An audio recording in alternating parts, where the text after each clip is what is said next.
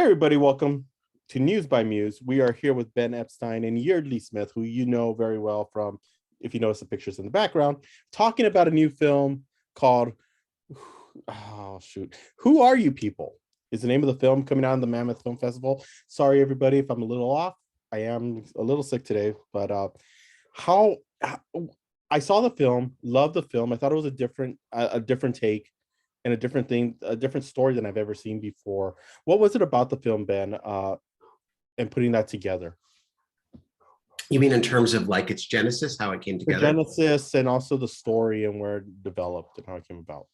Sure, that is a great question. I think the movie came from remembering what it was like to be a teenager.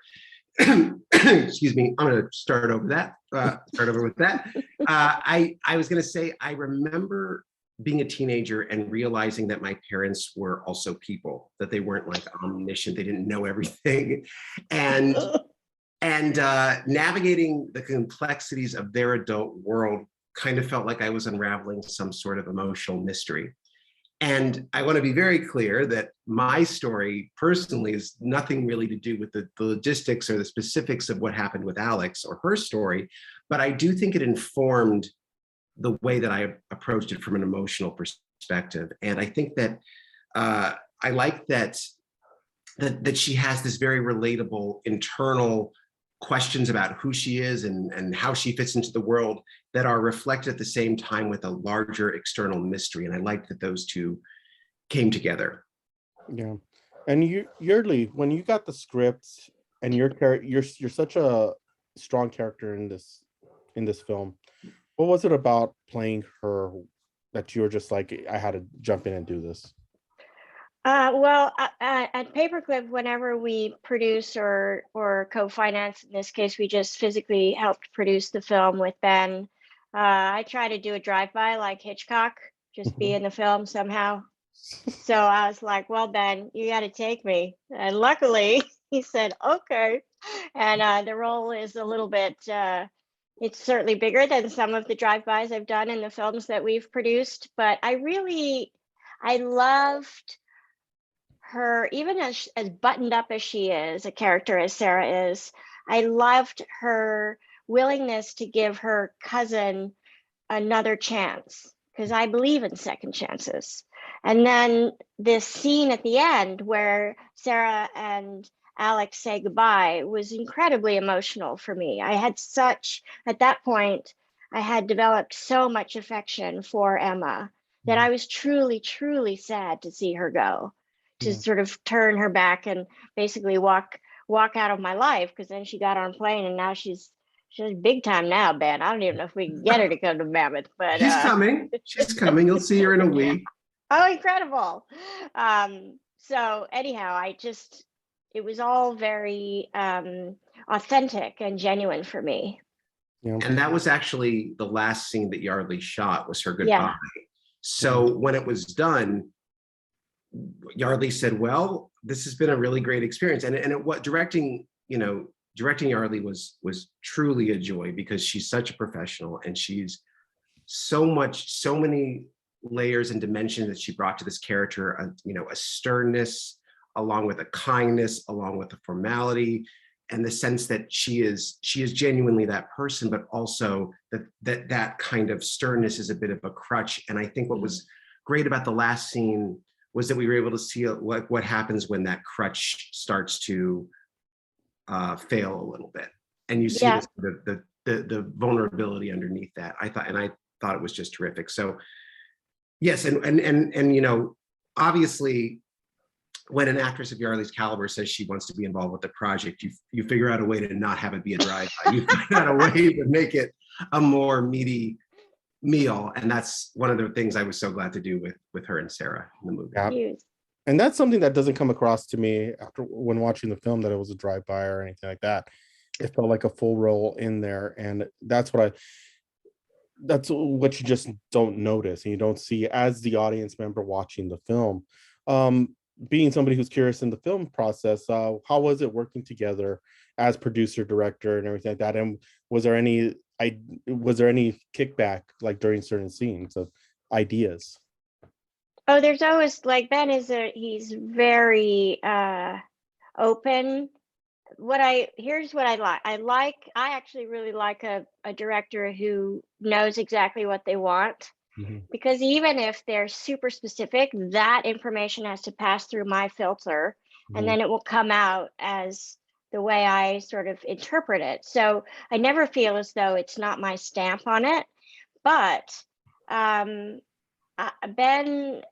I mean, there was, I think, a lot more discussion between Ben and Emma, and Ben and Devon Sawa, who plays Emma's dad, and my cousin.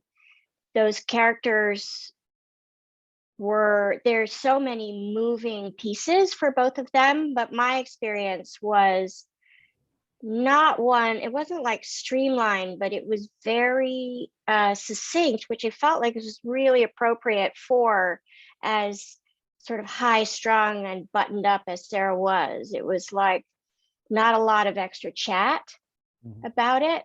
Like, are we on the same page? We're on the same page. Great, onward. And sort of that's her affect. And so for me, that was an extension, I felt, of the character Ben had written.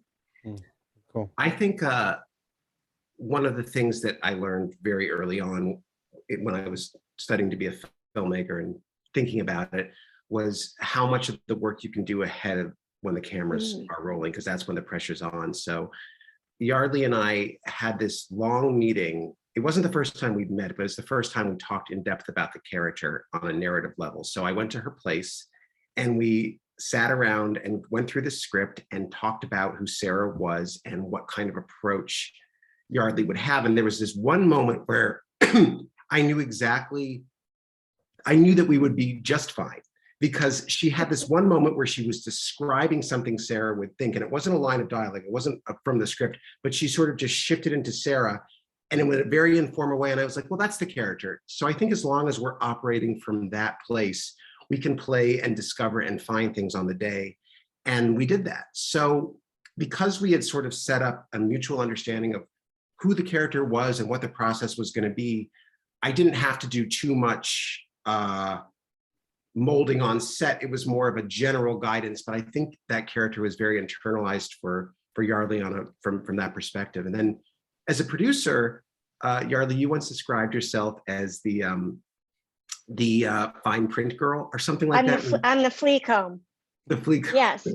So yes, so I'm like, everybody comes around with a broader stroke, and then I come along with the flea comb, and I'm like, there's a typo. That doesn't make sense. That's a lie. I'm like your worst nightmare. But I'm also like, you can have a chat with me, and if you're like, no, here's why, I'm like, okay, that's good. She's great. She was like my shield against making unforced errors. And I think we caught a couple, not just typos, but little points of logic, little inflections, and sometimes about Sarah, sometimes about just the movie as a whole. So I was grateful for that perspective.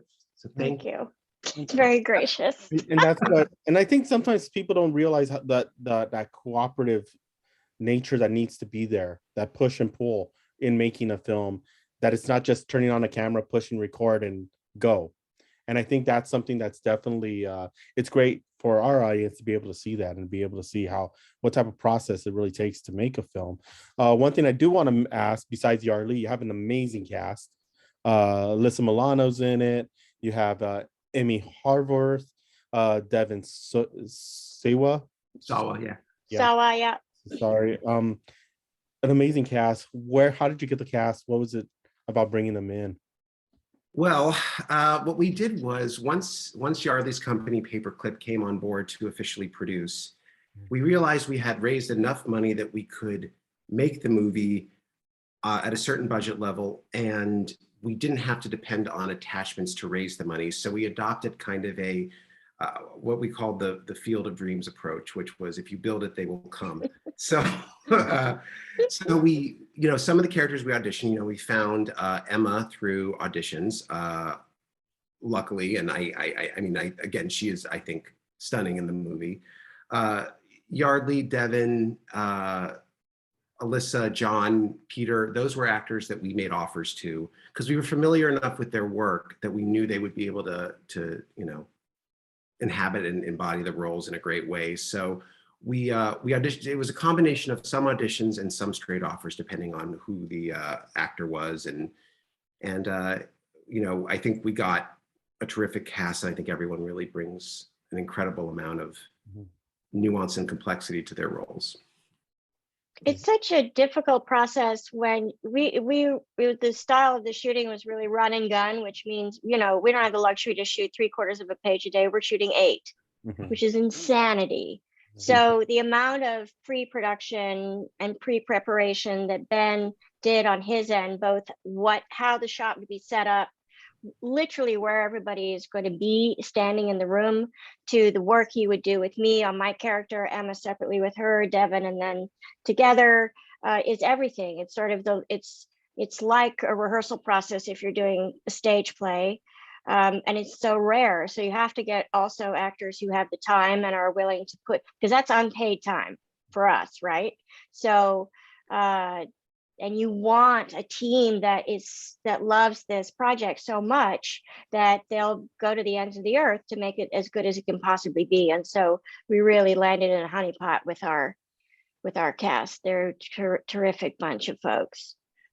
Yes, I think everyone wanted to be there because they were excited by the work.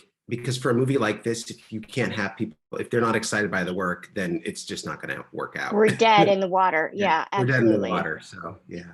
Exactly. Well, thank you both for being a part of MUSE, talking about the film. Who Are You People premieres next Saturday, February 5th, correct? At the Mammoth Film Festival. That's right. You got to see it because it's a great film and it's something you definitely have to watch. Quick question before we leave. What is the trajectory for the film after the Mammoth Film Festival? Well, we are currently working on selling it. So we have a sales agent who has been sort of started the process of sending it around, and we hope to have more concrete answers for that soon. I mean, we very much want this movie to be seen by as many people as possible in whatever way we can get it seen. So we're working on it. Hopefully we'll have answers sooner than later. Sooner than later. Yes, yes. Because this is definitely a film I think everybody should see. It's a really good film, and I truly enjoyed it. Ben Yeardley, thank you so much for stopping with us. Thanks. Thank you, Michael. Such a pleasure.